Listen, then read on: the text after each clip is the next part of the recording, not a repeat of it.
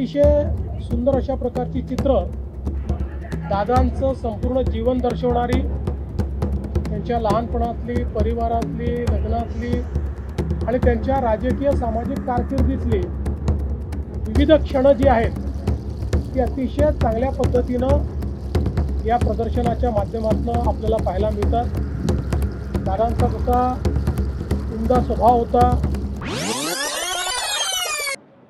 त्यांचं जे हास्य होतं, कधी त्यांची कठोरता होती, अशा सगळ्या गोष्टी आपल्याला या प्रदर्शनामध्ये पाहायला मिळतात। एकूणच हे प्रदर्शन पाहिल्यानंतर निश्चितपणे दादांचं व्यक्तिमत्व तर आपल्याला पाहायला मिळतंच, पण त्यासोबत अनेक आठवणी देखील या प्रदर्शनामुळे ताज्या होतात। त्यामुळे मी खरोखर या ठिकाणी अभिनंदन करेन ज्यांनी ही सगळी चित्र एकत्रित करून आणि इतकं सुंदर प्रदर्शन या ठिकाणी तयार केलं। आणि दादांवर प्रेम करणाऱ्या सर्वांनी हे प्रदर्शन आवर्जून बघावं अशा प्रकारचं माझं आव्हान आहे। प्रयत्न आहे की उद्या पहिली यादी जी आहे ती जाहीर व्हावी। आमचे सहकार मंत्री बाबासाहेब पाटील यांनी या संदर्भात प्रयत्न केलेला आहे आणि शक्यतोवर उद्या दादांच्या जयंतीचं औचित्य साधून ही यादी यावी हा प्रयत्न आम्ही करू। बघा, असं आहे की लोकशाहीमध्ये आंदोलन करण्याचा अधिकार सर्वांना आहे। केवळ लोकशाहीमध्ये आंदोलन करतानाही संविधानाने दिलेले हक्क आणि त्यासोबत संविधानाने टाकलेली जबाबदारी या दोन्ही गोष्टी लक्षात घेतल्या पाहिजे। कोणीही परवानगी घेऊन आंदोलन करत असेल, शांतिपूर्ण आंदोलन करत असेल तर अशा आंदोलनाला परवानगी पण दिली जाईल आणि अशी आंदोलनं करण्याचा सगळ्यांना अधिकार आहे। जाणीवपूर्वक राजकीय अशांतता तयार करण्याकरता विना परवानगी आंदोलनं करणे, हिंसा करणे हे मात्र कुठल्याही परिस्थितीमध्ये योग्य नाही। त्याच्यावर आवश्यक ती कारवाई केली जाईल। बघा, एक गोष्ट तर निश्चित आहे की कुठलंही आंदोलन आपण बघितलं, ज्यावेळेस आंदोलन फेसलेस असतं त्यावेळी काही प्रवृत्ती त्या आंदोलनात शिरतच असतात आणि त्या प्रवृत्ती त्या आंदोलनाचा फायदा घेऊन त्या आंदोलनाच्या खांद्यावर बंदूक ठेवून आपलेही स्वार्थ कसे आपल्याला पूर्ण करता येतील असा प्रयत्न करत असतात। आता दिल्लीमध्ये जे आंदोलन झालं, अनेक राजकीय पक्ष त्यामध्ये आपली पोळी कशी भाजता येईल हा प्रयत्न करतायत।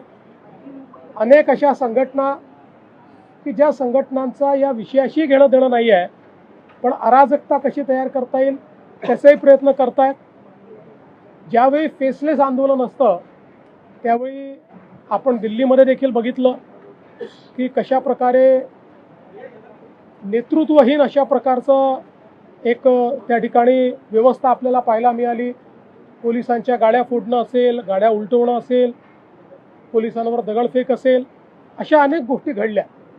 त्या एक गोष्ट मी आपल्याला सांगतो की कुठल्याही सरकारला आपल्या नागरिकांवर लाठीचार्ज करणं हे कधीच आवडत नाही। पण काल आपण बघितलं असेल ज्या प्रकारची अवस्था त्या ठिकाणी होती, जर पोलिसांनी कंट्रोल घेतला नसता तर अनेक अनावश्यक अशा गोष्टी त्या ठिकाणी घडल्या असत्या। पोलिसांनी मोठा संयम देखील दाखवलेला आहे आणि अर्थातच अशा प्रकारचं आंदोलन हे त्या ठिकाणी योग्य पद्धतीने व्हावं यापुरतं जेवढं त्याच्यावर कारवाई केली पाहिजे तेवढी कारवाई ही पोलिसांनी केली आहे।